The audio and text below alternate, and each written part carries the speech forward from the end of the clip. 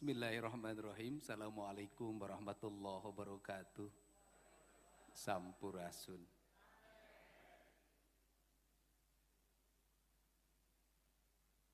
Bapak dan Ibu yang pada hari ini sudah mendeklarasikan diri menjadi ibu dari seluruh rakyatnya, yang terpilih menjadi bupati dan wali kota, yang terpilih menjadi kepala dinas, kepala badan, kepala kantor di seluruh provinsi Jawa Barat.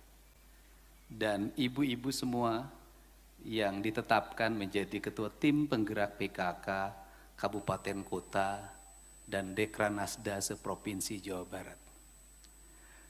Mungkin orang bertanya, apa sih yang melatar belakangi saya?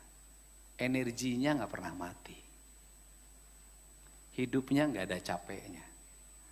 Apa sih tadi, Ibu? Jadi sebenarnya dari sisi waktu, beruntunglah mereka yang terlahir di era 70-an. Beruntunglah mereka yang paling maksimal terlahir di era 80-an. Kenapa? Karena dia bisa menjalin kehidupan secara sempurna, bisa membangun piranti hubungan emosional, hubungan spiritual antara ibu dengan anak-anaknya secara sempurna. Di era itu, TV hanya satu dalam satu RT.